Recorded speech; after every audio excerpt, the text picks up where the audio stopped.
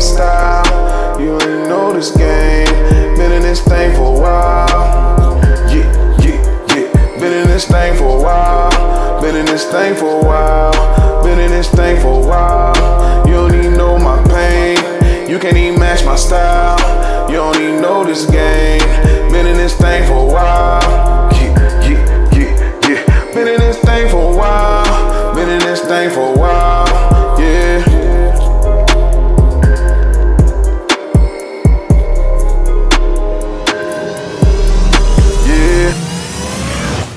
That Leon Bridges, though, the Gold Digger sound, he has a little doc to go with it. It's probably not something you would be into as far as that part of it, because it's kind of tour life situation. It's cool. What, a day in the life of Leon Bridges? Kind of like a day in the life, kind of, but it's not a ton of getting a side camera conversation like, hey, I'm going through this. And it's not really, it don't give you a lot of insight, more so than you get to see these moments of him creating a little bit of just his kind of he's from Texas. So he has that country kind of Southern, I mean, yeah, like his fashion sense is very different. Like he's just a different type of dude. And like this, I love that first album, like that baby, baby, babe, I'm coming home, and like it's fire. But this Gold Digger is just, it's different. They don't even get the praise it should be getting, bro. When I first came across him, I thought he was like I thought this was an old act. Yeah, like because it sound like some 70s music or some shit like that. So I thought it was an old act. But River, that's my joint by him. I fuck with that. That's your gospel right there. Yeah, that's fire. I love that. But the song, as far as what I asked you that I go to, is mine is probably I won't say a weird selection. It ain't like you said. It ain't what mood we talking about a relationship or anything. Just when I just want to hear something that you can feel. Pause. Okay. Like when I just want to be like, not no rapping or shit like that, but I just want to be like, that nigga was singing the shit out of that song. Okay. Man. Like, damn. Luther Vandross, Superstar, Come Home to Me. Oh, you out? Yeah, that's you always Yeah, that's probably my favorite song. Like if I just want to hear something, like just unplug for a minute. Yeah. I'm listening to all 9 minutes of that and probably gonna run the last 3 minutes back like 4 or 5 times. Like he get in his bag that last 4 or 5 minutes. That conviction coming out, boy. You like, man, he's getting to it. He mean it. Bag, nigga. Nigga say like 5 words the whole last 3 minutes, man. That's the best, bro. That's the best. Time. Everything, you just start thinking about everything, bro. Like that's the best. Facts, you know, that nigga sung that song perfectly, nigga. Bro, you know, I don't, you know, the artist, his name's Toby Nwigwe. Nwigwe, yeah. He played football at Texas. Okay. Yeah. So, you have you seen any of his performances, his people, anything? No. Okay. Well, he has, you talk about singing. He has this bald dude in there and he sings like crazy on the falsetto. All of them can sing. Like white dude can go all, he has a song called, band? Yeah, they're like a I don't even know, a collective.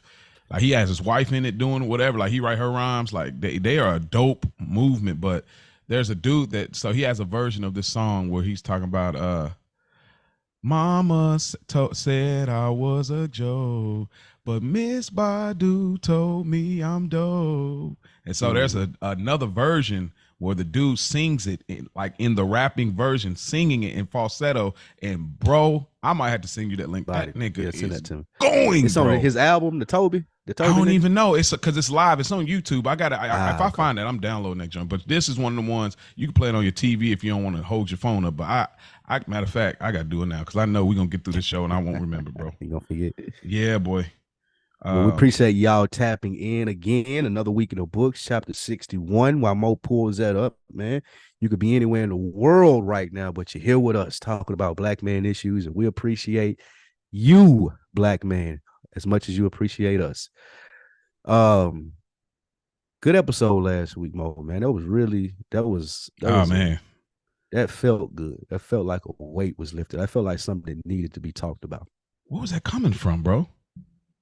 I told you, Dro sent me a message, man. A heavy contributor to the show, man. I love my brother, man. He sent me, and we were talking about it back and forth just through IG.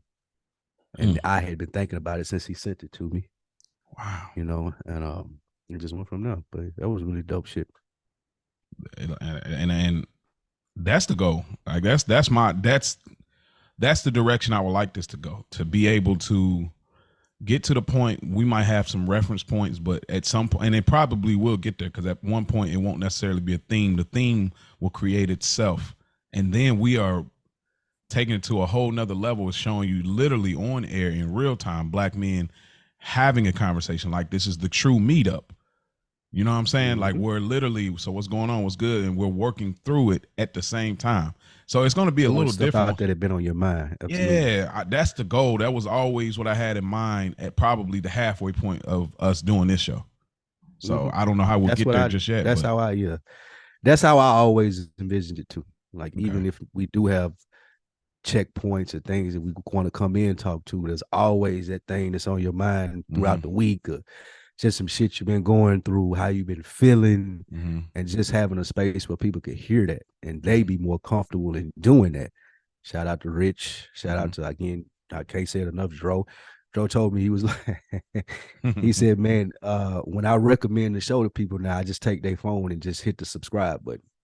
Whoa. That way I ain't even got to worry if they hear it or not. And he said all the feedback that he's been getting has been wonderful, as far as people being like, man, I appreciate you putting me on that, man. So shout out to him for spreading the word organically that way, and the people who came across it, however you did, we appreciate that you're here, man.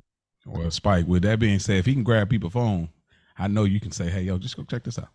Real big dude, man. You see him do the push-up challenge. Yeah, I see him. Yeah, that's so that, but let me say, I realize, like, and Dro, we're always grateful for you and appreciate it. He hit me up too, man.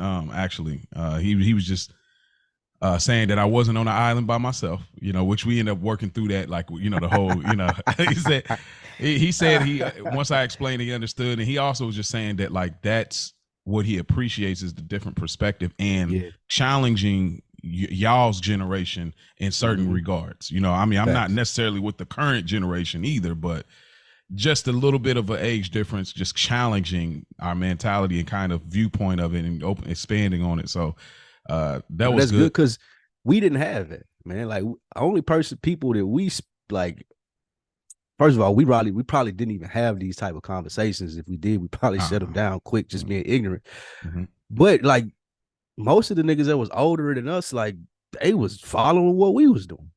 Like, we was setting trends and examples and shit. I'm not blowing smoke or trying to toot my own horn or anything, but we really didn't have no niggas that we would look up to and be like, damn, man, he doing something right, man. I appreciate his aura. Like, I want to understand what he got going on.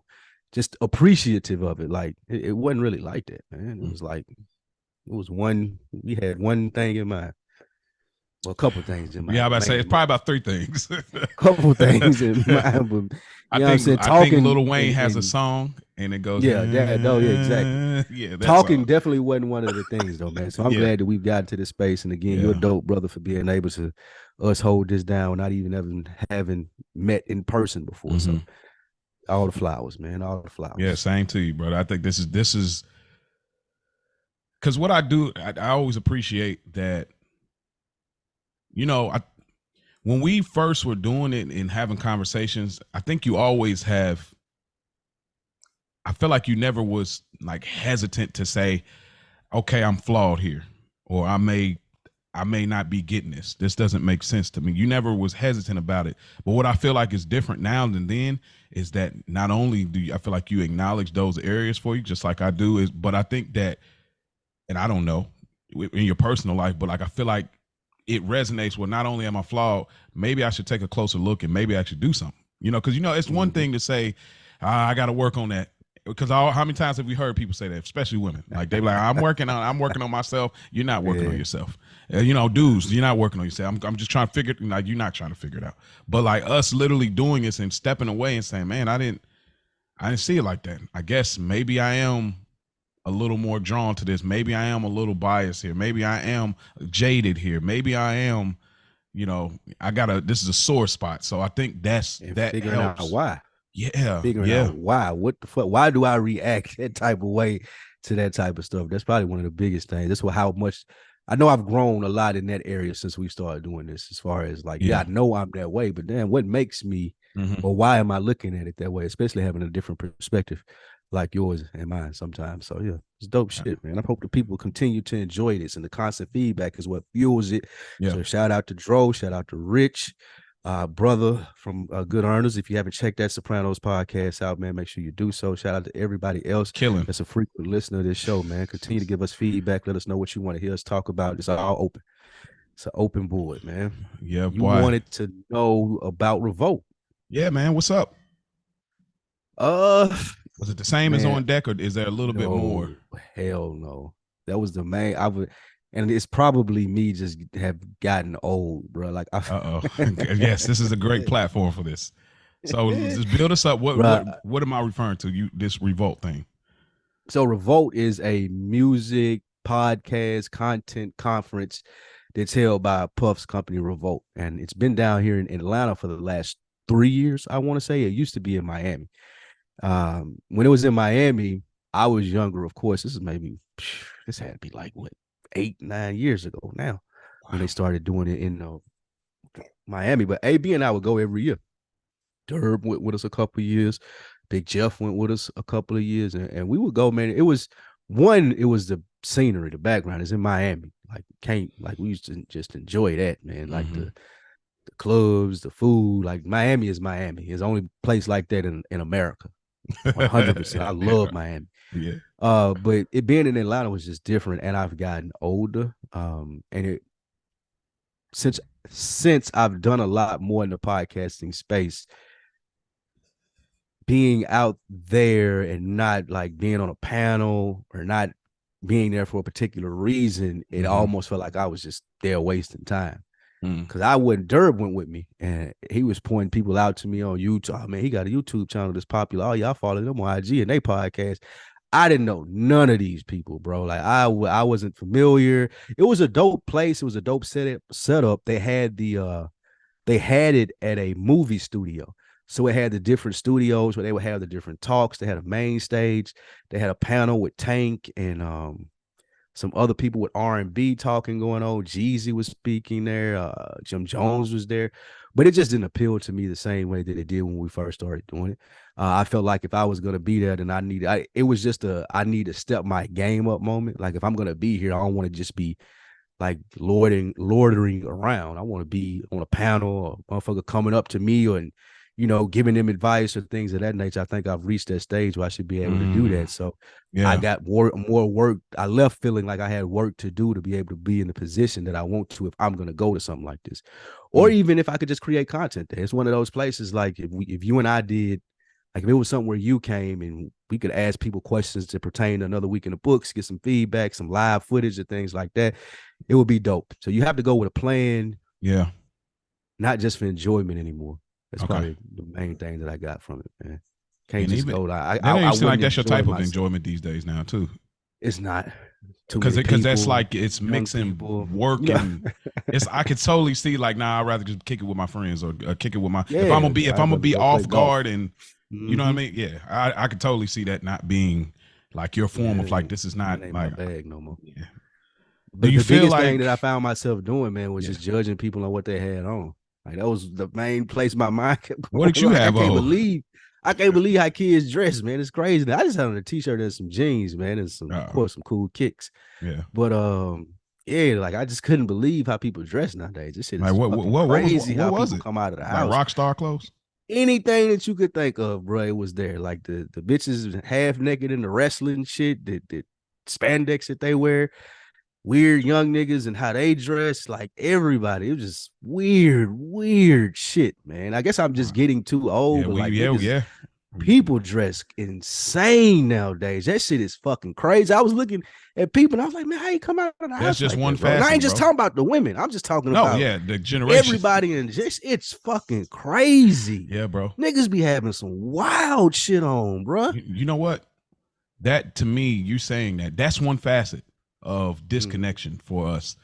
That's why I feel like that's a part of. I listen to a lot of nostalgic podcasts. They do a great job. I really want to do a black version because there's no black nostalgic podcast that's giving those reminiscent upbringing moments. But I have to figure out how I want to do it. But anyways, but they do a great job. This show, I'm hoping not only is it like, okay, we got messages, we're having conversations. It's not just some Saturday night special like the 90s, but I'm hoping that it's a comfort space.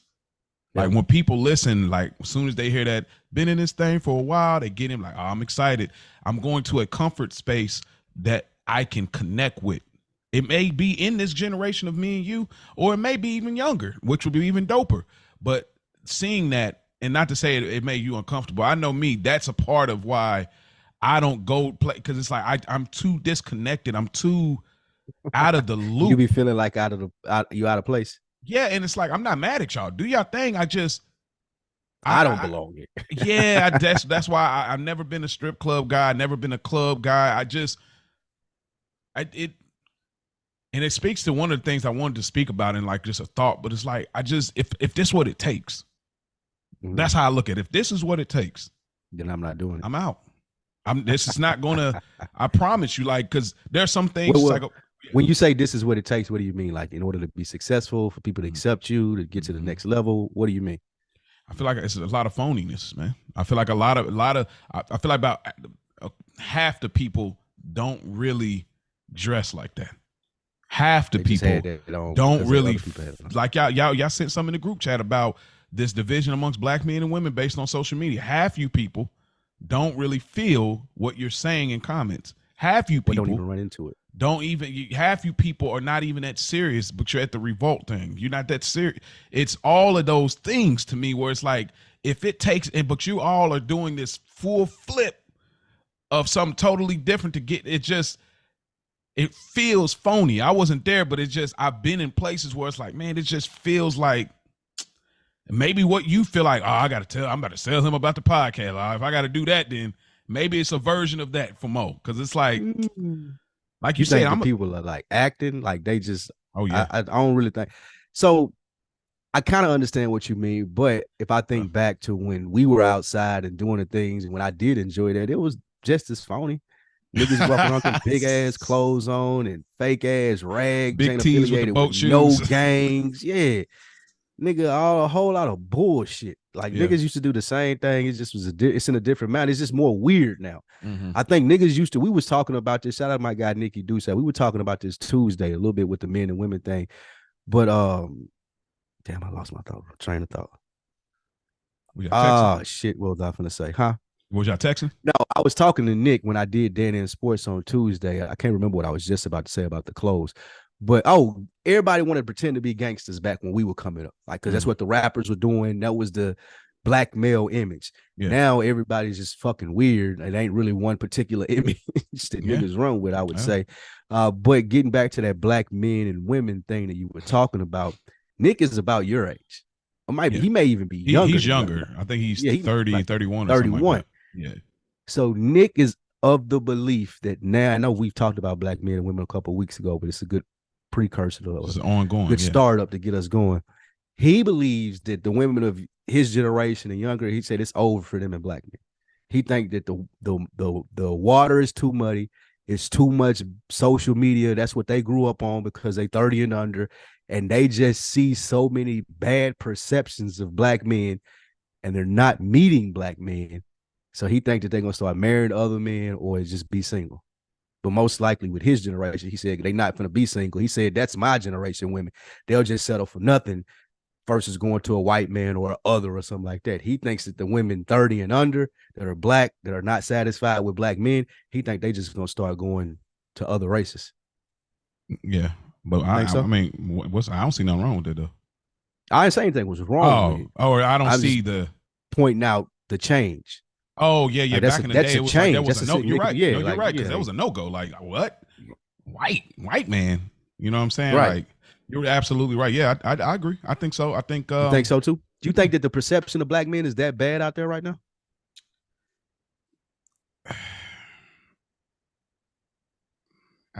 It's. I mean, the perception. Yeah, sure. What do you think's doing it? Media, social media, algorithm. Lack of interaction. I think it's lack of interaction. Like one of the girls said it's in that clip that I sent you, that lady said it perfectly. She was like, I've never had a bad experience with a man, but I read so much shit on social media the ladies are saying about their bad experience with a cheating ass, nutting ass nigga, then I've processed that trauma as my own. Now versus going out and meeting the nigga, she looking at all the niggas like she's reading on social media. Wow. Crazy thing. And that goes into the men to men relationship, the women to women relationships, when you're trying to build with somebody with business or build with somebody like, okay, this I can possibly make a friend here. I gotta be skeptical. It's because it's like, man, he ran off on the plug. He did, now we're so it's I think I just think it's the algorithm, bro. I think it's negativity just goes further than positivity in the way this system's set up. Now, back in the day when it was word of mouth, I don't feel like it's the same. The fact that there's exposure. You had to have more interaction with people back in the day. Yeah. Like you had to, it was only a certain extent of like texting and calling a motherfucker on the phone and Twitter and all that shit. And I know we sound old, but I'm still of the age where like you had to like get out around people if you wanted shit to happen. You had to meet motherfuckers. You had to talk, nigga. Like you gotta be able to communicate. That's crazy. You know what I'm saying? Like you can't just sit over there in the corner of your phone and be like, oh, I'm gonna make these plays happen. Like nigga would have laughed you off the block. Yeah. But that ain't this new generation, bro. They can make everything happen from their phone. And it's robbing them of their social skills. Yeah, bro. This is why I'm telling you, this is why the mental health buzzword and craze is so high, bro. I'm telling you, because it's this algorithm pushing people's thoughts to think that they have FOMO. They think that they're left behind. They see somebody else and they're being left behind. I didn't watch this. I didn't know this information. Let me go find out. Oh, everybody's talking about this. Let me go see what. Let me find out. Oh, this is what everybody's on. Well, I guess I do kind of got a mental issue. I guess I am a little sad too. I guess I am a little. It's that group thought thing. And that's what I'm telling you, bro. It's not as many people with mental health issues as people pushing, but they're buying into what's being constantly pushed of I'm missing out. I'm behind. Oh, I don't have enough money. Oh, I don't have the baddest shit. If I do this, I can, if I don't sleep at all, I can. People are drinking this milk, dude. Like it's crazy. It's like if y'all just step away and say, nah, y'all talk, it's so weird to me because y'all talk about self-care, but y'all won't care for yourself to get offline. Like what? How y'all care about yourself? Y'all won't even get offline. You're literally not thinking about yourself. You're looking at everything else out there. I'm just saying. You're gonna miss something. People feel like if they're offline, they're gonna miss something. Yeah. So we're in that bubble of, and I'm getting off my soapbox. So we're in that bubble of the algorithm. The same 10,000 people know the same thing that's circuiting and being retweeted or reposted or reshared. And so we're in the loop of these 10,000 when we have way more going on in the world. And now even if you ain't tapped into it, a part of that 10,000, somebody gonna text it to you. You're gonna be at work, somebody gonna pull up their phone and shit. Hey, did you see this? Yeah. Oh, you heard about you can't escape. Yeah, you can't, bro. It ain't no getting away from it, really. That sucks. I want to get off social media so bad. What do you use the most? IG? I just use IG. Facebook. No Facebook. So I got my Facebook got hacked. So I never returned. Yep. I lost all them good memories, good photos, everything. That's crazy. You strike me as a heavy Facebook person. Back in the day, yeah, when it first came out, but like I've been off of it for a grip. Like I was. So IG the only thing that you use? That's the only thing I use. I use IG the least. Twitter's probably what I use the most. Twitter's the best for me. I wouldn't use Twitter because I don't care about what people think that much. So I don't care to see just floods of thought. I don't care. Like, so what, dude? Twitter probably start a podcast. What?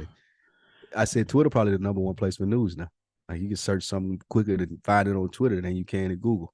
Wow. A motherfucker start talking about something that happened. You look, oh shit, this happened. Wow. Excuse me. But yeah, that was what Revolt was, man. Okay. A social media experiment in right there in your face that you got to see in person. But shout out to Diddy. It's a real dope thing, man.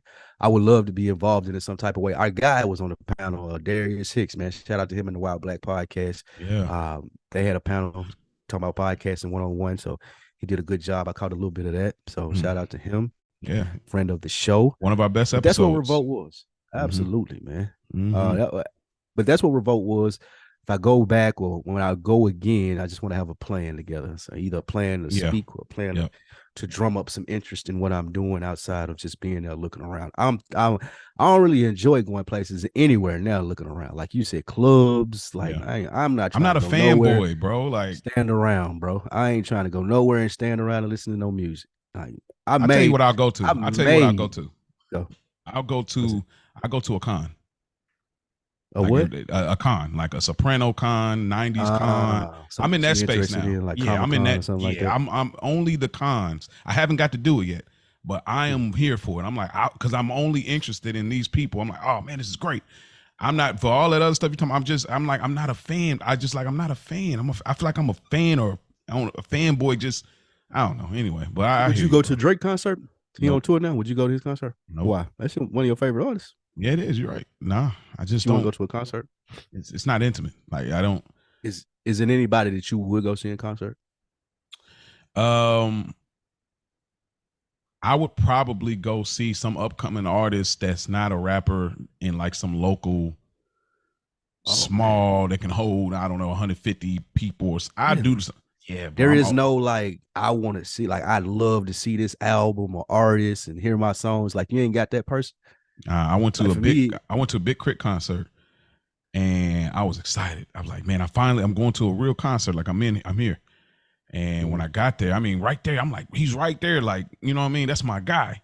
And I got there and I was just like, I mean, this it, bro. It's just loud speakers and just, I mean, it was like an intimate setting and everything, but it wasn't like no live instrumentation. I'm like, and that's my guy. I was just like, this is it. I'm not doing this no more. I said, I'd rather go to Jazz Kitchen. All the people that are from Indianapolis, y'all know what time it is. I'd rather go to Jazz Kitchen, bro. There used to be local people that do different acts and play. Man, I don't care nothing about that, bro. All that, like, who cares, dude? You hate hype. Hype. You hate hype. Okay, what do you mean? Even though, like, most stuff, like anything pop culture, anything that a lot of people enjoy, I've noticed that you kind of turn your nose up to it. Is you like taking, correct me if I'm wrong, you like the person who discovers the artist early and you love them. I'm not that person. I know who you go. Once everybody else find out, I was that person. I was listening to that nigga in 01, man. I don't even listen to it. I listen to his old stuff. Made it. I was. That's like, how you come off early. I mean, hear you. I get it though, because I'm like that with some stuff. Yeah. But yeah, I feel like you like that sometimes. I am like that sometimes, but I don't think I think I'm probably more like it now because I'm becoming a grumpy old man. Because I think that once I start to peel back the pages or the layers of what the thing is, I'm like, it's not that dope to me. Not because my opinion's so high, but it's like, what are we really pushing? And that I find myself, we champion a lot of things that it's like, and I'm giving an example because this is the conversation I've wanted to have. It's actually on our notes, but like, it's just, I'm starting to get to a place where I'm not really into like the drug dealer stories and docs and shows, and it's starting to really get played out for me because it's been done so many times, but what's more played about it for me is just like, all right, we got to stop acting like it's half the story. You know what I'm saying? And I'm just getting to that place. So a lot of stuff we champion, like, oh, that's fire, all that hype. I'll say, okay, let me see what it is. I've been bought in. Like, there's been some moments I'm like, all right, hey, they right. That she got it. But a lot of times I'm always let down because when I look at the core of what's championed, it's not that dope for I feel like humanity. Give me an example. I want to find something that I don't have to argue here about. Offend nobody. No, I don't care about that. You don't want me to. I love to hear this, man. Okay. I'm trying to think music. Should I go music or television? All right, let's go to Wire. Let's go there. Oh, my God. That's a good place. You could have did anything. I don't want to argue, but then you mentioned the greatest TV show. I play. All right, let me think something else. No, that's good, though. Okay. You saying you don't enjoy that. Adam O'Brien has a similar feeling to this. So I've experienced this before, and y'all got a similar, like, personality. Wow. That's interesting. You don't like The Wire because you think it focuses on drug dealing? No. Like I don't like The Wire because I don't like going into that world. I think it's too like dark. It's not it's too real. That's probably Yeah, that's the best part about it. But I don't watch like I don't watch TV for that. I don't think I ever did actually. Now that I look back as a kid, I don't think I ever was watching it to do see, that. To like feel you like ain't watching TV to see what you can see outside. yeah, I think The Wire is a necessary watch to be exposed to what you've never seen because you never see that life to understand. So it's a one time through. I feel like me personally to get. I needed to see all that, and I'm glad I did because I'm like, wow, that's gritty. But it's not a rewatch thing because I don't want to live in that world, go through it. So it's like, I love that world. See, that's my favorite TV world. Not in real life, but this. I know, but that's what I said. That's not the TV. Favorite, yeah. Because what is the hope in it? What's the hope? That's what I love about it. It's just like no real life. Sometimes it ain't no goddamn hope, man. You just out here trying to figure it out.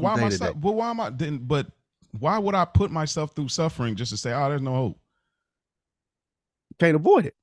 I think that's what The Wire is about. The Wire is about like a corrupt system and how deep the corrupt systems go. Like it ain't just the nigga that's selling dope on the corner that's corrupt. It's the nigga in the school, the newspaper, it's the police, it's the detective, it's the lawyer, it's the DA, it's the fucking councilman, it's the senator, it's the judge. Yeah. Everybody affected by this shit. That's what I like about it, is how it shows how it shit touches everything. It ain't just about, and I ain't talking to you when I say this, but it ain't just about selling drugs. It's about like how corrupt the system is, or how people will deal with that lack of hope that you're talking about. Yeah. Like I love seeing, like, on the opposite end of what you say, what I do enjoy the most, what I'm always like when I ask you about concerts, I always enjoy people that do shit well. I'm fascinated by motherfuckers that like can get in their bag. Like I went to the Pusha T show. That nigga was in his bag. I thoroughly enjoyed that. I enjoyed the people around, still was doing the same thing, judging motherfuckers for what they had on. But when he came out and he got in his bag and like left, came back, got in his bag, like, oh, y'all niggas thought it was sweet. I got even more hits coming. Or even like you were saying, if I go to a strip club and it's a stripper that's like in her bag, like, damn. Like, I appreciate motherfuckers that do shit well and take stuff serious, where you know they've been practicing on it. You like, I enjoy watching shit like that. So I would always go to a concert where like, I would go to a Drake concert because I think he enjoys what he do. I think he does a good job in it. I'm not paying $400 or $500 to go see Drake. Are you paying that for anybody? No, like at this age, like $400 or $500 for a the concert? Tickets was $300. He was just in Nashville. The tickets was $300 for the nosebleeds. But you're rapping on speakers. Like I'm not. I don't. But you putting a whole show on it, man. Like he probably up there reading.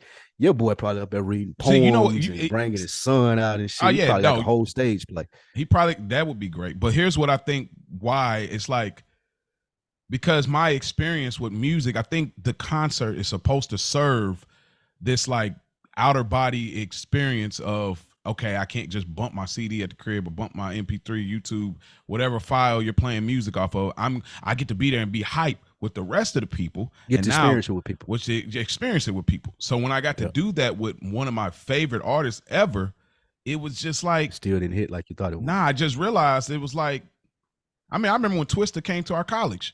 I was like, man, it's a small town. So I'm like, yo, that's Twista. I rock with him. He got a couple joints I really like. He came and he had his boys with him. They was on the stage at the little party spot that we have. And it was just like it was just cool, like rapping over speakers. Like, but see, yeah, you gotta be like, it's just I see what you're saying, but I think, bro, I'm too much of an artist at heart. It's the rapper coming out of you. It's the artist coming out, because I'm like more than like rapper. I can't help it. It's like, it's just, and I've rapped on stage too over speakers, so I get it. Oh, we know, you, we know. You rapping all the way up. Like, yeah. Oh, we know. Ha. That's funny. We know, Mo. No, but man, like, I don't know. I enjoy, like, again, like people that fucking love what they do, or the nostalgia of it. Like one of the best concerts that I've ever went to in my life was Jeezy Thug Motivation. He did an anniversary show. That's a great that album. Shit was fucking amazing, nigga. just because of the nostalgia that came with it. Like I don't even really remember what that nigga was doing on stage. But when them songs dropped and everybody in there was word for word with the I'm the realest nigga in it, y'all weed smoke was in the air, like it was going down. Like that was a hell of a thing to see and an experience to have. But that's what I appreciate from it. Either the nostalgia or somebody just great, good at what they do. I could watch that. But I'm just going to be cool, going to hang out, going to look at other people. I don't want nothing to do with any of that. Well, okay, well then I get that. So it serves differently for both of us. I'm not. I think I will be more open to a live podcast, depending on the body count. You know, I'm not going to be in some big giant stadium looking at you from the monitors. Like, I'm not going to do that. But like, if it's a dope podcast and like, yo, we doing pop-ups, whatever, like type deal, and I rock with you and I got the money, whatever, I may do something like that. I'm big into intimacy when it comes to live things. Speakers take me out of it. You know what I'm saying? Like, but yeah, it just takes me out of it. It just feel like you don't have enough money to bring a band to do this. I don't get it. Anyways, but do you not feel that way though? Like maybe the drug doesn't think not your thing, but do you feel like anything where it's like, I used to be into this, but because I'm older now, I just don't feel the same about these things, this content, this type of, you know, music, this type of show, these type of things that are presented. I just don't feel the same way where I stand in the core of, and I don't know because I know I could get on my soapbox. You know what I'm saying? But I just wonder that because I'm at that age where like, shouts out to Jeff, but I'm watching Power, right? Like, oh my God, why? Yeah. But it's the Power with man. Don't you watch one of the Powers? You always do that. I watched Raising Kanan. You're right. That is yeah. That's what I said. Yeah. That's a Power. That's the best one. It is the best one. You're right. That's the best one. But there's the one with Tommy, and I find myself. It's like it's really gritty and gruesome on like the killing now. It's like I'm uncomfortable now. I'm like, man, I shouldn't be like seriously, and I'm not even trying to be all extra soft, but it's like I shouldn't be processing this man slit this man's neck and he's stabbing his eyeballs and they're showing the blood fall from his face, no cutaways. I'm like, bro, we shouldn't be processing this. This is not normal, dude. Like I started to realize, I was like, man, I can't. I was like, bro, I don't know if I can keep rocking because this is becoming. They're getting too gruesome with the kills because that's where they now line up the creativity to set themselves apart from other television shows. And I just like, man, I don't think that's necessary. But that's where we at, man. It's music for me. That's music. Yeah, like the music. Some of the music that I used to enjoy, or even not even that I used to enjoy because I still listen to those, like I said, for nostalgic reasons, but. What's specific about the music? Like what specifically about it? I don't believe it. I don't agree with it anymore. I just there are a lot of things in it where I'm like talking about the op music. Trash. All the op music, even more so like this ratchet. Is gonna sound crazy. I appreciate ratchet shit though. I still like ratchet shit. I came across a ratchet rapper the other day that I enjoyed from Memphis. I can't think of the nigga name now. But yeah, I still enjoy ratchet rap, but it's just like, even with the ladies now, like the perception of what you have to be a successful lady rapper now, like I'm like you with the Power, so I'm like, bro, that's a little too much, bro. Like, yeah, that's a lot. You got the Slut Me Out songs and Booty Hole Brown, and I'm like, bro, like. They talking like us, like, all of this shit. They're talking worse than us, nigga. Like I would hear some shit they saying. I'm like, God, this is I clutch my pearls, and I be like, Jesus Christ, worse than the bits. Hey, nigga, I couldn't imagine if I had daughters like you or some of my friends. Like, bro, like I don't. How y'all gonna deal with that? Yeah, bro. This is only gonna get worse. Like, are you gonna let your daughter listen to rap and shit? She don't now. Like, I mean, how old is she now? 9? 9. Yeah. Do you think sometimes she know who Sexy Red is? She may have heard some of her stuff. I mean, they ride the school bus, so they probably play whatever station. Oh man, so I'm okay with that. I told you, you okay with her listening to Sexy Red? I'm okay with not being able to control everything of her life in regards to she's exposed to things. So what happened when your 9-year-old daughter come in there singing Ski? Would you be upset? I'm gonna have a conversation. Yeah, like if you're singing it and you're going into the lyrics or whatever. Like I think I spoke about it before, like playing the song that me and her mom, my wife, we like, but then there's lyrics. She it's a great tune, and then she's kind of singing some of the parts, and I'm kind of like driving. I'm like, I don't like this. This is not. It's like a Neo song, but he ain't going crazy on the dirty, but he's talking about like, let's have drinks, let's have a little smoke, let's whatever. And I'm like, it's a vibe to it, and I'm like kind of trying to see if she's saying the lyric. I'm like, I probably gotta turn that joint off. Because even if you're not saying it, you're kind of going with the flow of it, and I ain't feeling it.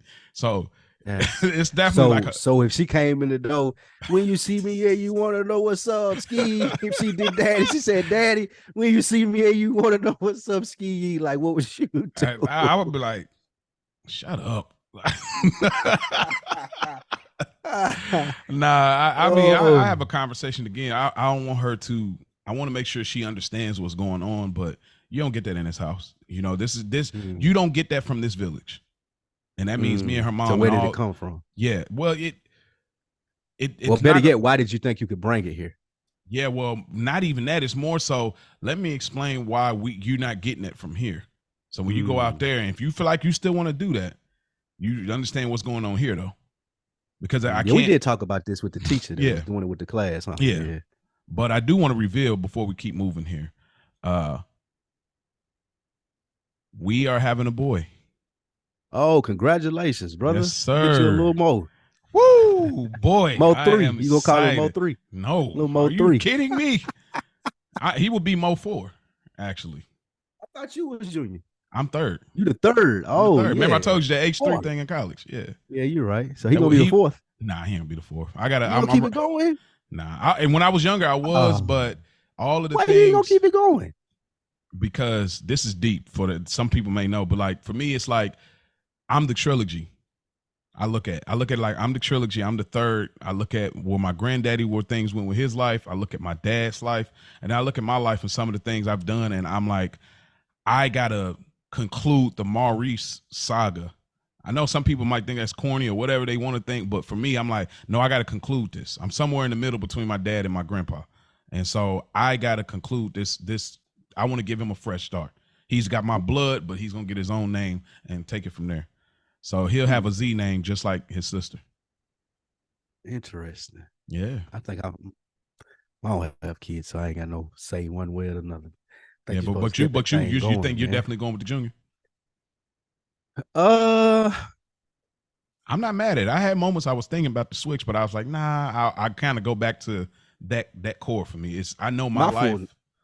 My full name crazy. I don't think that the mom of my child is gonna go. It's crazy. My mom, I don't think the mom of my child, if I have one, is gonna go for send us your whole name in the group text. I don't even know your full name. Like send me the government. Send me the government in the text. I'll send it to you. But yeah, it's crazy. Right, it is crazy. Oh, does it got Quan in it? You know it does. Oh, okay. So I was just thinking about the car last week. The Quan, the Quan, yeah. Facts. Yeah. So we are very excited. We're blessed, thank God.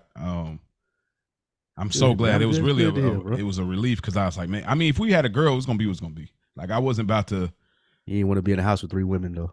No, that's not how I wanted it. I definitely wanted the boy, but needed a little soldier on your side. I need that. Man. I need some testosterone back. I'm always in my sensitive bag till we come and record. Yeah. When I get to record with you, I get to get that off. When I get to when Rick's here, I get to get that off. That super masculine. That stuff is huge. Like I need to be amongst men, even if it's in this capacity. Like just be full blown 100% man zone.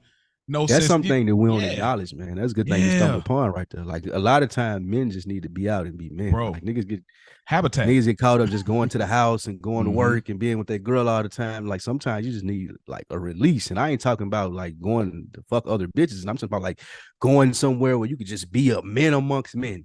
Like nigga, we jabbing each other as far as jokes and shit like that, just having fun and saying what you want to say. Yeah, you definitely need that sometimes. That's huge. Well, I guess we prolonged it enough. You think we should get into it? Yeah, let's get into it. Or do you want to talk about the weight thing? We'll save it for next week. Yeah, we save it for next week. Okay, I got a lot of journey.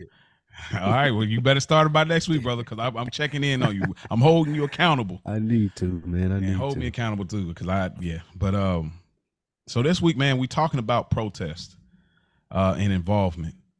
This is a subject.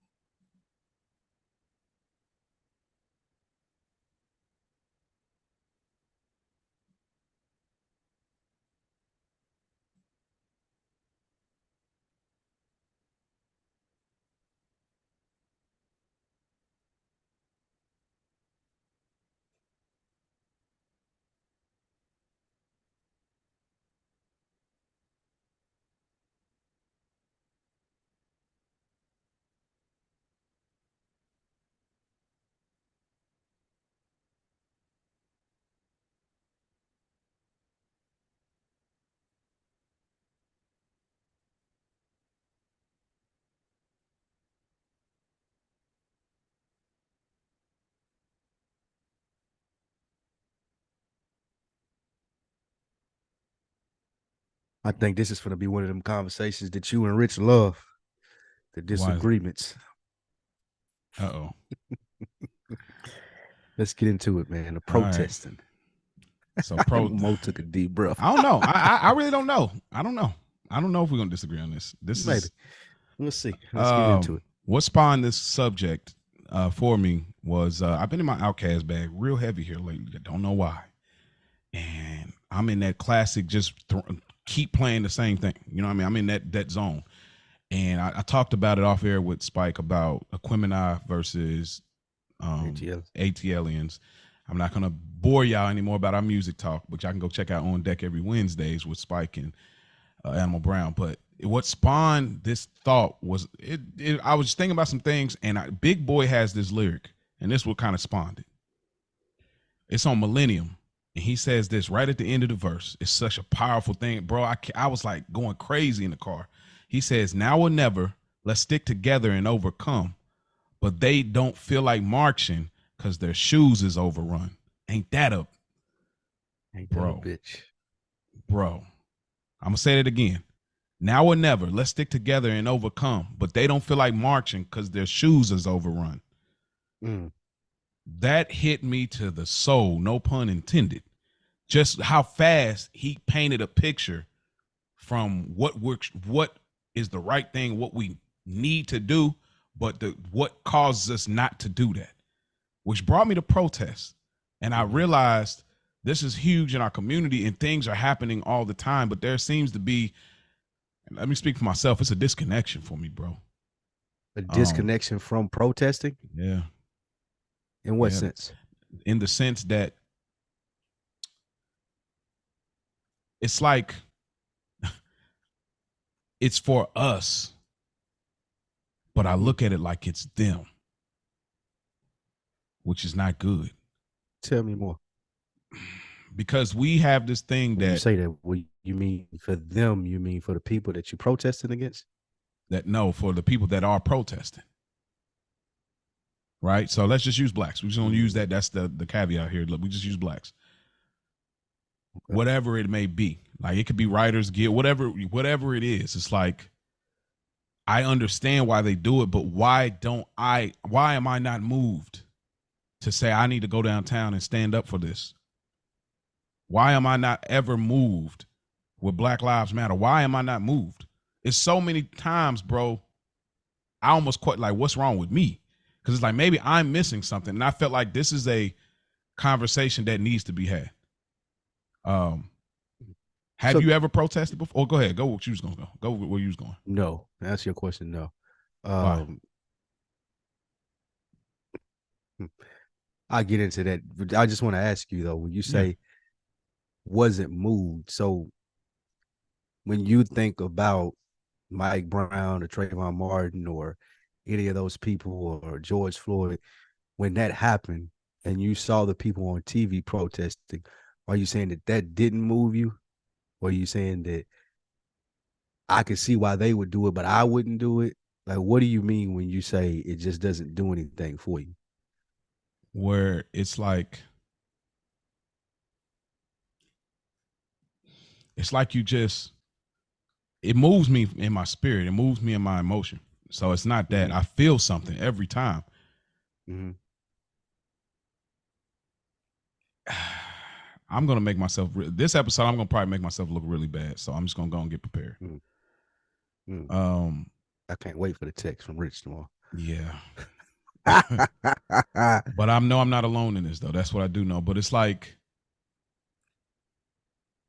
I'm too busy thinking about, will this work? Will this affect change? Even though we got history that has shown that it can and it will at some point, but I'm always caught in that part of it. What difference does it make if my one body doesn't show up? So it never moves me to the core of getting involved in that way. But then I'm like, well, maybe I'll do this, maybe I'll fund, maybe I'll do this. Then I don't get around to doing that either. Would you donate money? Would I?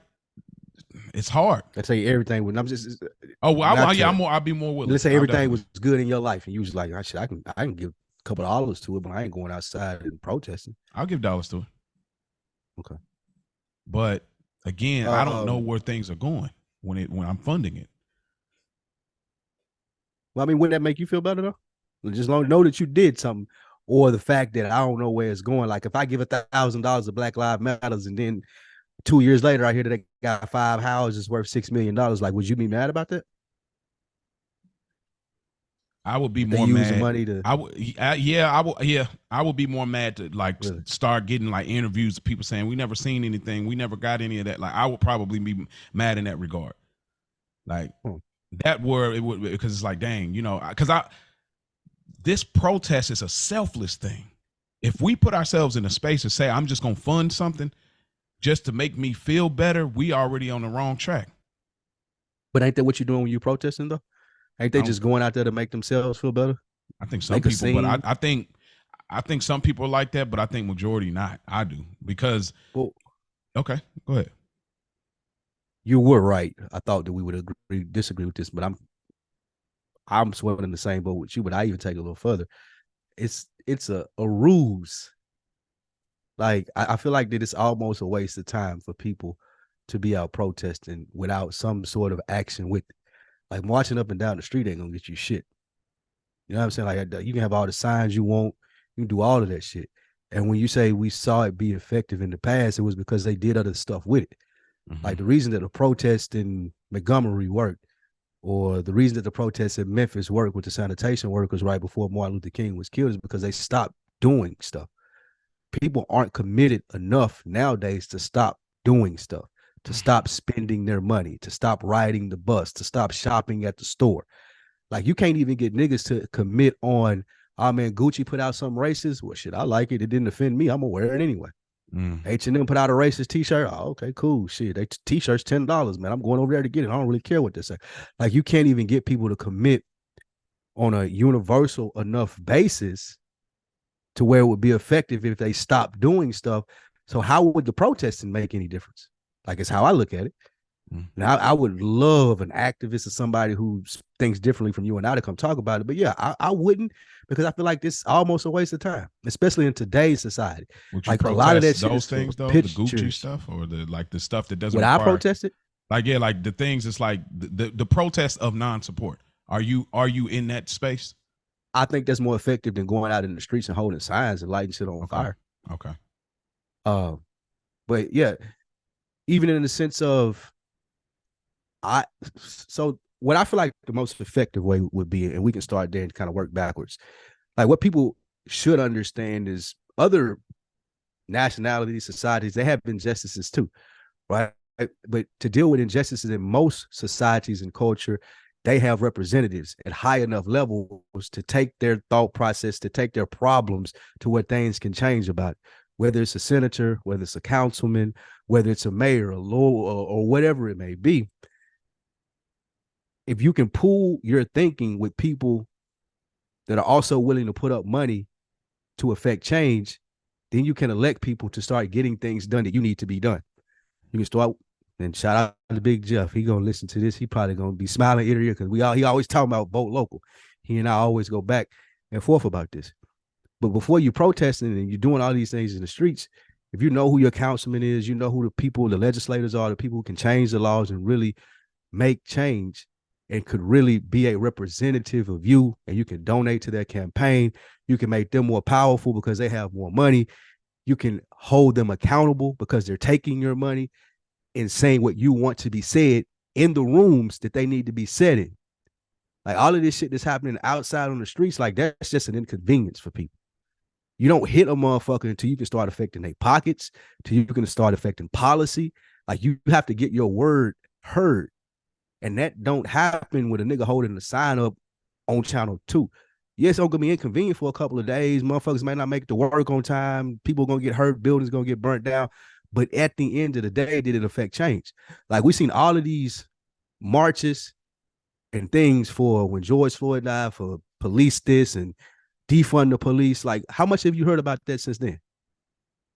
Like, ain't no police force shit changed since the dude got choked with the cigarette up in New York, or since George Floyd. Like, we seen that shit, like right there in our eyes, with motherfuckers getting killed by the police and policies that should be banned, but nothing happened other than niggas protested for a month, max. No policy was changed. Like, yeah, the people that did it were locked up, but it doesn't prevent other people from doing it because no policies were changed. There was no real change put into effect. Real change goes into effect when people pool their money together. They like-minded.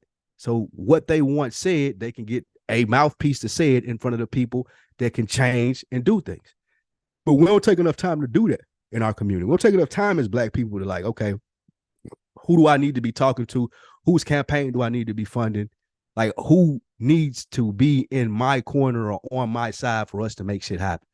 It ain't all about just running to the streets, but that's the propaganda that they would sell to you based off, like you said, we've seen it be effective in the past. You see all the pictures of the shit in the 60s and the dogs and motherfuckers getting sprayed with the water hoses, but that ain't how they affected change.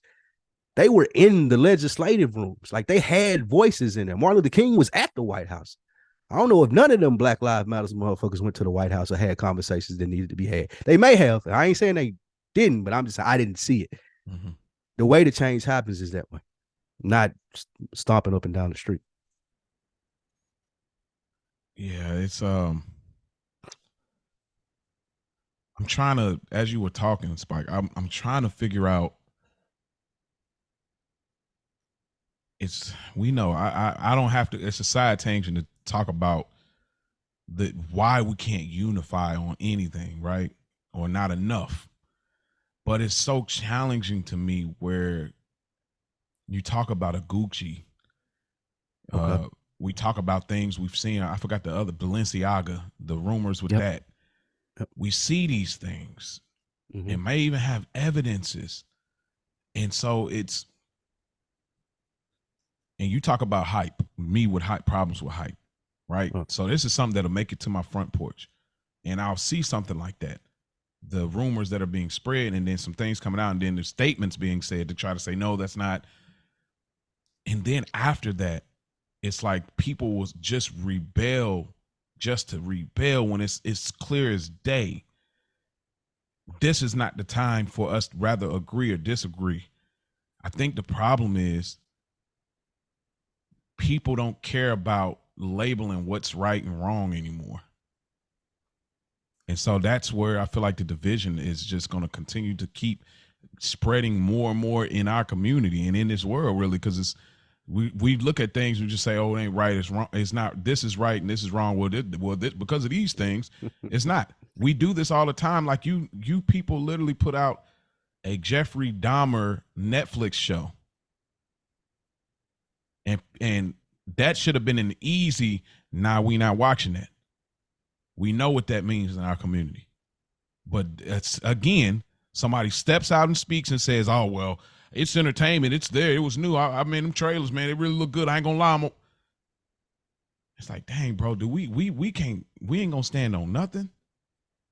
It's just we can't even get to the big moves because we won't stick together on the small ones. That is a small thing. That's how inconvenient is that for you to not watch something, to not purchase something. We're not threatened by dogs and water hoses, but instead we're still divisive. And it's such a sad thing to me that we can't get on the same page with small things like this. Well, I don't know, man. You brought up a really good point, and I'm going to reference something that I heard, and you tell me what you think about it. You said we don't know the differences between right and wrongs nowadays, right? The lines have become so blurred, and people making up their own scenarios and just, well, I feel this way, so it's right, and just totally disregarding fact. I was listening to a historian speak on a podcast, and he talked about the fall of the Roman Empire, like one of the, other than America, probably was the most powerful. Yeah. You know what I'm trying to say? Nah, there have been a bunch of memes about this, and it was definitely Sopranos memes. Yeah. Like, oh, really? Yeah. But he was talking about the fall of the Roman Empire. He said their society started to deteriorate when they stopped making or let people make the distinction between man and woman. So, meaning that you could be born a man and be like, well, I'm a woman. See the correlation to today? You could be born a woman and be like, oh, I'm a man. One of the most cut and dry things that you would think that we would have as human beings, because we had, like, it's right there, bro. You got a dick. You're a man. Like, I'm sorry how you feel or whatever you feel about it, but like every fact of the matter that the science says this. And I don't even say that, but I know where you're going. You know what you mean. We just talking science. Yeah, exactly. We're just talking science.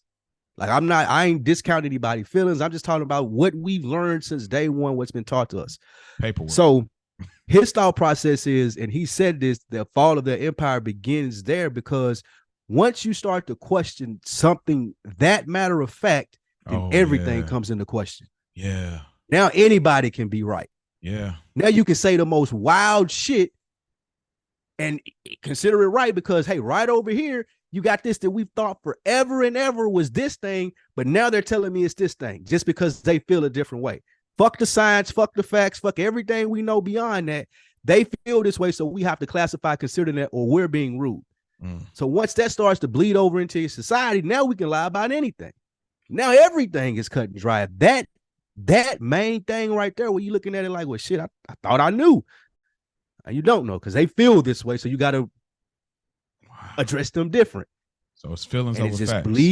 It bleeds over. Exactly. It bleeds over into everything.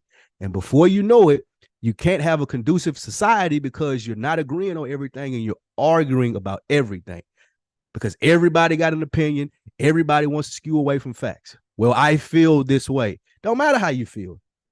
Like, this is the fact. This is the fact of the matter. Yeah, well, but I think this is right. And that's what we're running into today. Everybody think they can be right. Like, do you think that has some merit? It is the merit. That's the merit. If we're talking about genetics, literally coming into this world and questioning that, then what else do you have after that? You know what I mean? So I can question anything. Anything. I can question anything. Here's the scary part, bro. The scary part of this all is, because of the division line growing more and more, because it's feelings over facts now,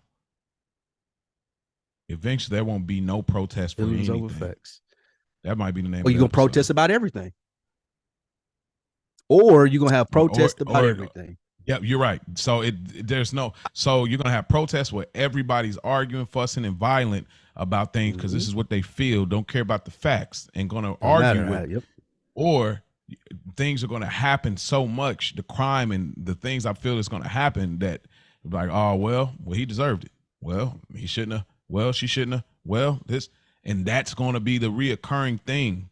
And that's the thing. So it's like, even now trying to get into space where I say, okay, I want to make an impact. And that's what I'm hoping, man. I hope, man, those that are listening, like this really moves me. My heart is. I really hope this show is not just a show that is we're just talking like the rest of these podcasts. Like, I don't want this to be that. I want this to I mean, be. you've heard people say they put it into effect. Okay, but Right? I Even just if it's for one those that are example, new, you still got the example. Okay. Gotcha. somebody that's new, they just came across, they like the cover, they heard somebody, whatever. Like, I don't want this show to be that. I think Wash said it. He said this is revolutionary. When he was on here, he said, I feel like it's revolutionary. Most of the feedback that we get is like that. And like you said, that's why I wanted to correct you, because even if it's not millions of people, like you're saying, that was part of the, like I was just telling you that Dro text me. He was like, bro, everybody that I've recommended this to, I took their phone and I let them have it. Like, it sparked conversation in them or thought process. They're like, damn, well, they talking about that. I've been thinking about it. I never really heard it put into action. It's making you think at least. Should we see it with Rich all the time? Rich gave the whole story. Yeah. Like, bro, if I hadn't been listening to y'all podcast, I wouldn't have never done that. Yeah, that's true. That's what it's for. So, yeah, I don't know. And maybe I'm alone in this or whatever, but it's like before doing this show, and maybe you feel this way, maybe you don't. I felt like I'm not doing anything to really help. I mean, sure, I'm trying to be our community. Like I'm being only. Here's how I looked at it. I said, well, I'm going to be the best representation of a black man everywhere I go at the store. Use my manners, use my proper English. Like, carry myself a certain way, groom myself. It's just trying to really, which is not that deep, but for me it is, because I look at every encounter I have, I'm representing us. But outside of that, before this show, it's like, man, what am I doing for us at all? I'm going to church, and I when I am able to preach a message, it's like I love that, because I know what it can do for people, where it can impact people. But even after that, I'm still like, man, what am I doing for our people? And again, I'm not looking for millions, but what am I doing to affect something positive? And for a long time, bro, before this show, I didn't feel like I was doing anything. Involvement, we talking about protests, we're talking about, I just would see it. We would have discussions amongst family, amongst close people, maybe even spark some thought, but I didn't feel like I was doing anything, bro. And so it always hurt me to see those images on TV of these people that they wasn't not I mean, the innocent people that wasn't necessarily doing anything. And it's like, bro, that could have been me, just not doing anything, and something still happening. So I don't know. It put me in this weird space for a long time. And now I'm at that place. I'm not saying I'm the super rebel, but what we're doing now, it helps me to not be discouraged about stats, not be discouraged about success level, but be encouraged about the messaging, the mission now. What is this? When people come to another weekend of books, the bookstore, the bookshop, whatever, book club, they are in a place of release in some form, bro. There is a freedom here. Wow. I think I'm discovering something in real time. So would you say not doing anything? Wow. What are you saying you discover in real time? Freedom. Just this or what we do? Okay. Just right there. And like, you know how you're saying something in real time, and it hits you. It hits you right as you're saying it. It just, what y'all pastors call it, the word. Is that the Holy Ghost? The spirit hits you. Yeah, the spirit hits you. Yeah, the spirit. Yeah, the Lord told me. Yeah, man. But yeah, man. Question I would ask you is, what is it that you feel like you should be doing? Like, even before this show, or when you saying you were feeling unfulfilled, like you weren't doing enough, was there a thought process in your head of thinking, man, I should run for office, a councilman of my city, or I should be on the neighborhood watch, or I should, like, was there something that you felt like that you should be doing? Bro, be honest. Just in the past few years, bro, I realized I didn't even love myself, dude. I didn't even know I didn't love myself until I realized how I was loving my wife. And so when I finally got to a place where I said, this is why I haven't been able to love you the way you need me to, because I didn't love myself and I didn't realize it. I'm like, look at what I'm doing. You're drunk all the time. You're this all the time. You're that. Look at what you're doing to yourself. Is that love for yourself? And so I realized. Well, how did you come to that? How did you come to the realization of that? Because the things my wife were asking, it felt so distant. It felt distant. I was like, I don't know how to do that. I don't think that I can do that. And I'm like, why can't I? Did I not see that growing up? And then it brought me to the conclusion. One day it hit me and I was in tears. I said, wow, I don't think I love myself. I bend over backwards for so many people, pause, because of I'm here for all these people. And I never stopped to think any time about myself. And this is before the craze, we self-care, self-love craze. And I realized that, bro, look at what I'm doing to myself. And so when I finally got past that and was able to do it, I mean, of course, my love grew for her, my love grew for myself. Now I got to figure out, okay, because when I didn't love myself, I couldn't figure out what I was supposed to be doing for the community because I didn't think I had nothing to offer. Every time I'm having conversations with her, I don't feel equivalent. When I'm going amongst these family, I don't feel worthy or equivalent. When I'm at the church, I don't feel like y'all. I never fit in anywhere. That's how I always felt. Why? I don't know. I don't know, bro. And that's another conversation. And I still feel that way to some extent. But so I didn't never think I had nothing to offer. I didn't know what I could offer. I knew I wanted to do something. I felt like I got positivity in my heart and soul that I mean well with people. I'm not looking for the drama. I'm looking for the love, the diffusing in some kind of way, but I didn't know what I had to offer, bro. So I never took that thought at the time. What can I do? What should I be doing? Until we did this. And then when we start getting this feedback, it started showing me this is it. This is the calling. This is it right here. This is what I'm supposed to be doing now.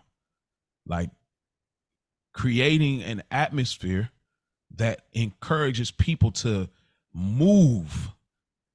This is a move. This is a movement. Be better. An atmosphere. You create an atmosphere for people to be better. For people to be better. Me. Yeah. Me to you. You to me. You to me. Yeah. The other people that have reached out and said that. I'm interested in what you're saying because it's really eye-opening to hear you say that because I've definitely had similar feelings.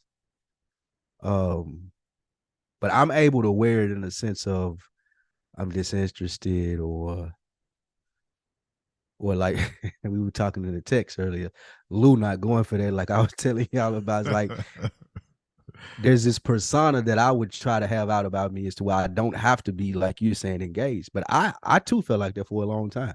Which part? Still do. The whole thing. I can relate to all of it. Absolutely.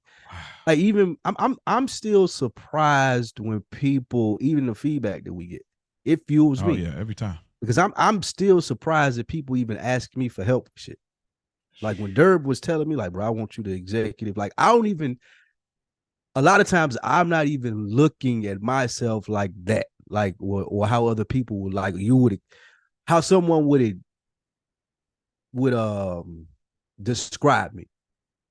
I mean, he did this, that, and the third. Like I wouldn't even probably look at myself like that. And that comes from a long time of like what you saying, like just not feeling like, wow, like what I got to offer, bro. Like who the fuck am I? Like, you really felt that way as a absolutely, nigga. Like still sometimes to this day. Like it ain't even, it's a back and forth with me. Like sometimes you just get in a rut. Yeah. Like, bro, like I ain't feeling this job. I'm not feeling these people. I feel like I've been in the same place for like just too long. Yeah. Like I still go through that to this day.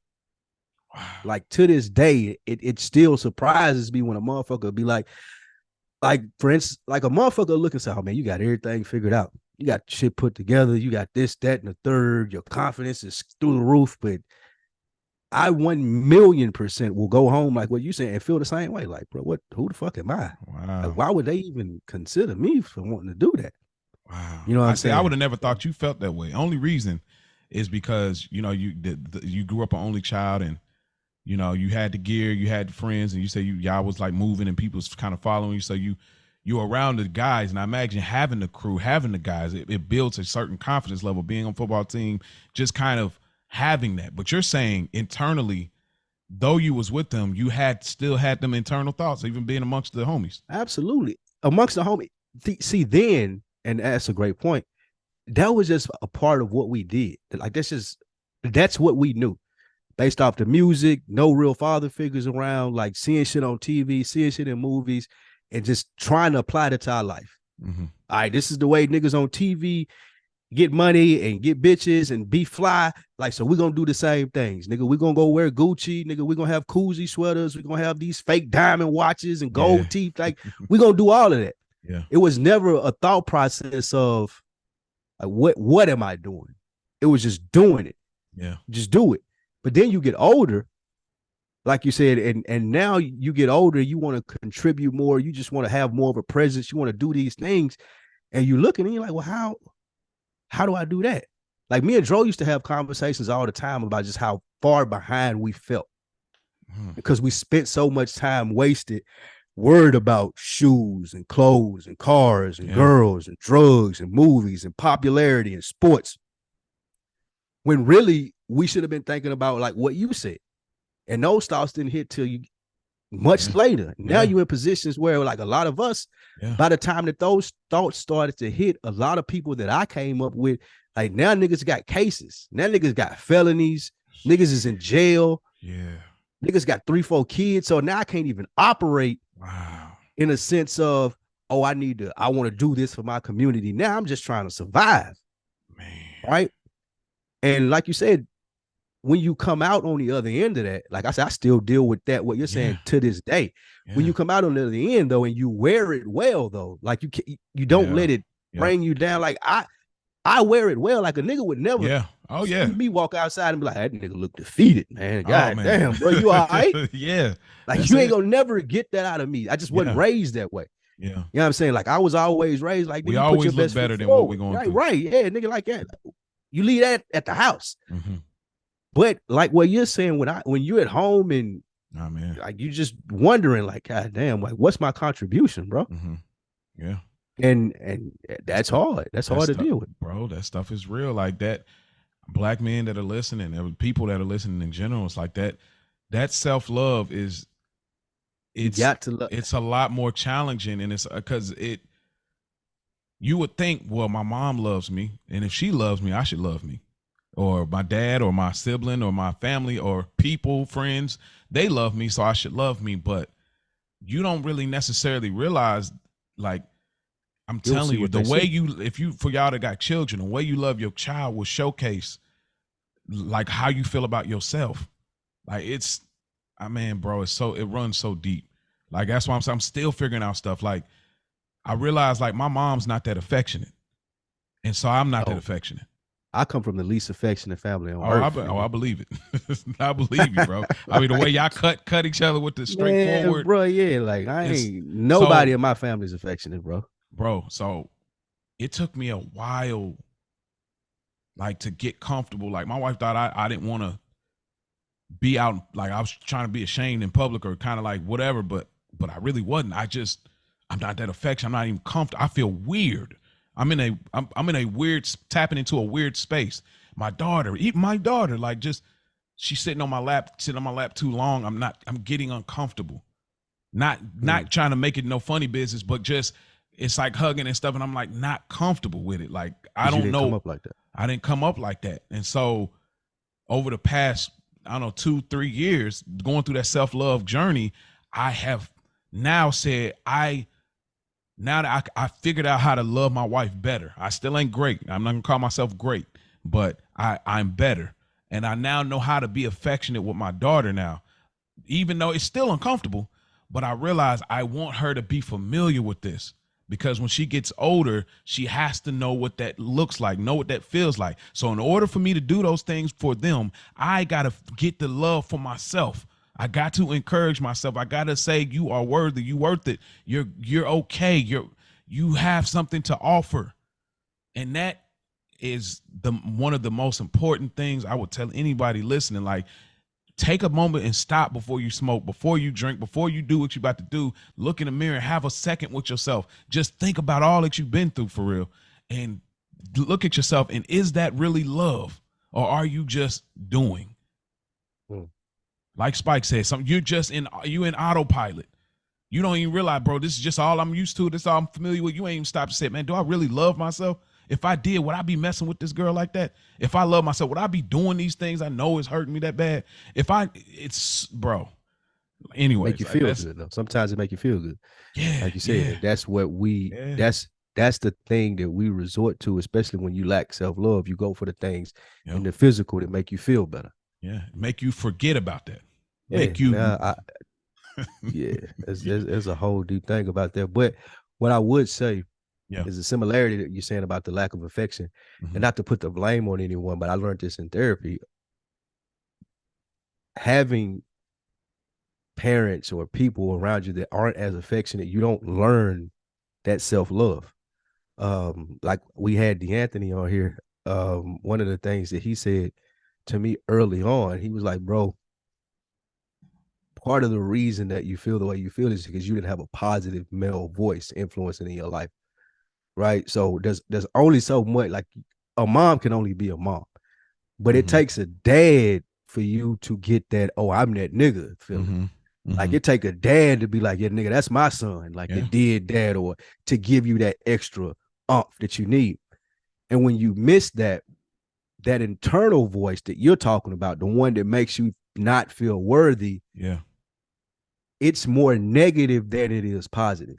And you learn, that's a learned behavior. Like that, women can't help it, especially mothers, especially ones that are real, like single mothers, really trying out here by themselves. Like they can't help trying to survive and trying to treat you the right way and baby you and make sure that they building you up. Like, nigga, I'm trying to pay the bills, nigga. Like I ain't got time to be telling you that you're the best, whatever it may be. However, you still need that.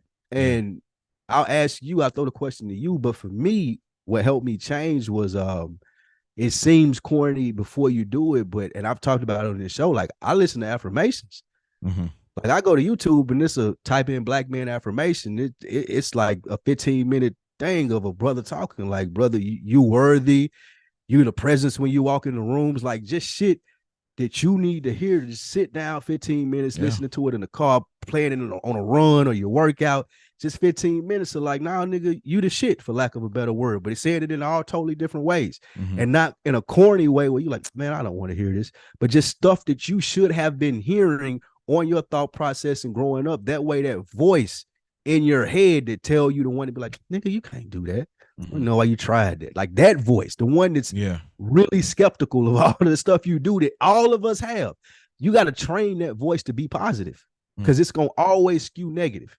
You hear, D told me this too, like you hear no's, like no's register you with so much before yeses do.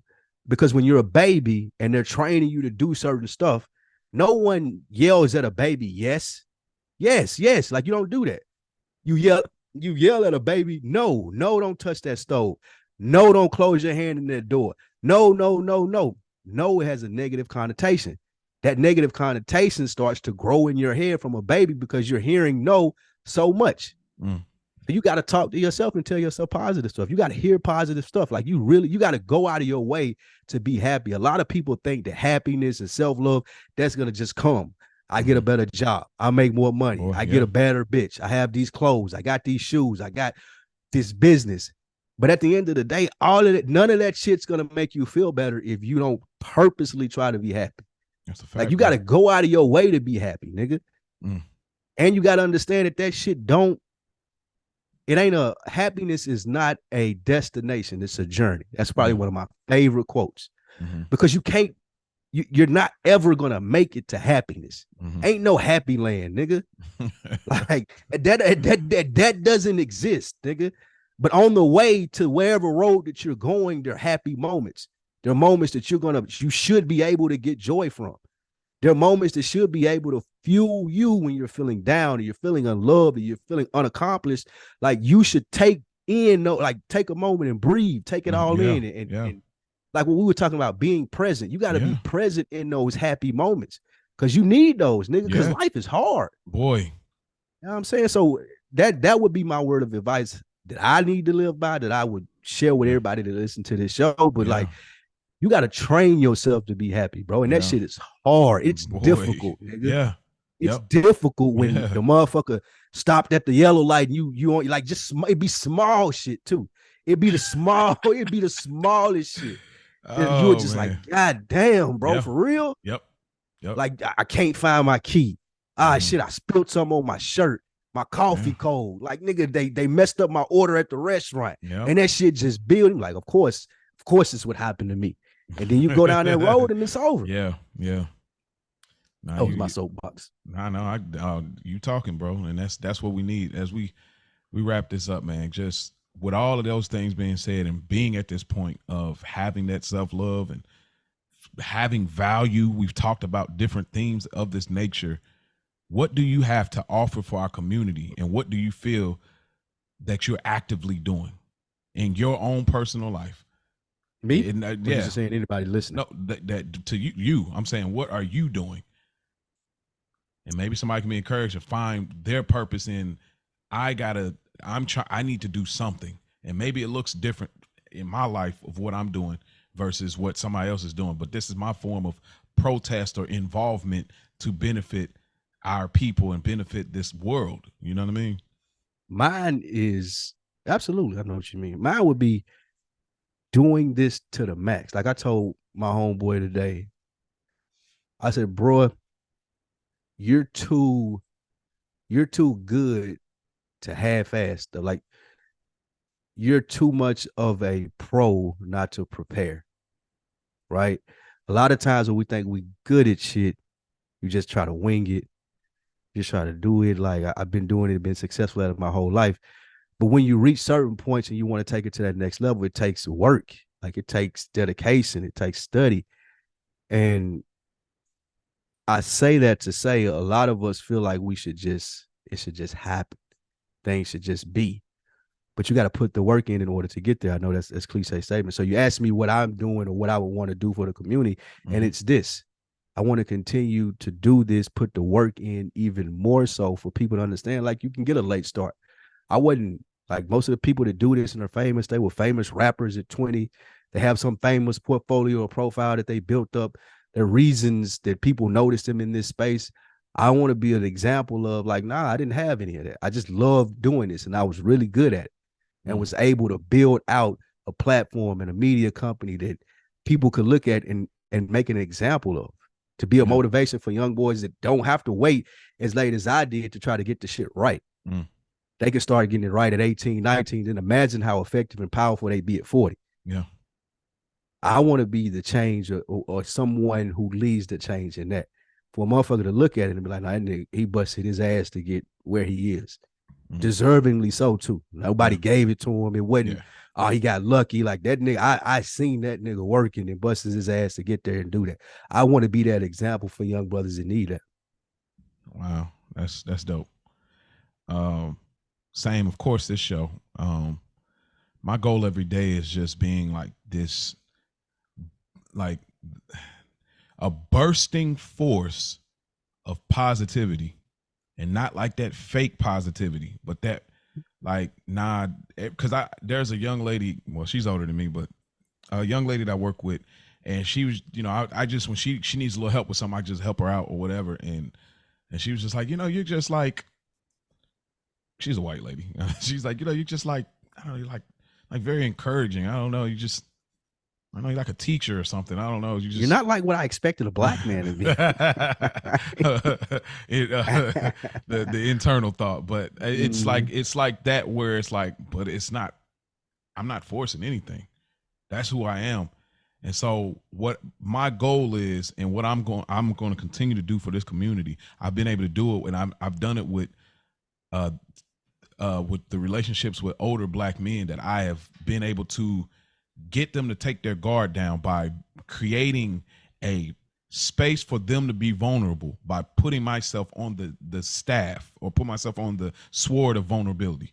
I have seen some of the most gangster dudes, tough dudes with a history, get around me and feel so comfortable to be vulnerable, to talk through some things that they may have never necessarily done it because that wasn't where they came from. So my goal is to constantly in this community, and the reason it's not vulnerability just to be on your soapbox, but it's to start to begin to heal, because I believe if you can start healing that way, you can start benefiting yourself and those that are around you. And if we benefit enough people around us, we can start to make that change as a village, as a whole. But it all starts with you. So for me, I want to continue to be a force of positivity and vulnerability. Anytime people talk to Mo, I want people to feel comfortable. They can DM me, be like, man, Mo just be like, just whatever. Like, he made himself look bad, or he whatever. That's why I don't care about if I look bad, because it's like somebody need that, bro. Like, they be like, man, I'm about to talk about a moment of, so I just, for my community, for us, again, I want to be a force of positivity and vulnerability, and that's it, bro. That's it. I think that's a good note to wrap it up on. It was really, really, really good. Absolutely. Yeah. All right, man. As you know, it's been another week in the books. AWITB chapter 61. Mo, take us out, brother. Yes, sir. Y'all know this comes out every Friday. It's on YouTube as well. The YouTube is sad right now, but I seen 1-2 videos. I mean, but that's just off the strength. Most people not listening to this on YouTube, though. Yeah, I know. It takes some marketing. Because this is not. This is kind of a different thing versus our good earners. Man. We do pretty well over there, I think, considering no promotion on that YouTube. Yeah. So it is a niche market, but I'm going to keep uploading it. You know what I mean? I never know. One of them people could be somebody that's like really rocking with us. But y'all check us out on YouTube. Of course, Apple Podcast, Spotify. We got Good Earners every Monday. Spike has On Deck TV. You have DeadEnd Sports. Did I miss anything? That's it, man. We out. Oh, don't forget the number, 470-318-5034. 470-318-5034. That is the number. Y'all can reach us, voicemail, text, whatever. Note, text message, all that. Voicemails. Yeah, leave all of that. You feel comfortable. All right, y'all. We out.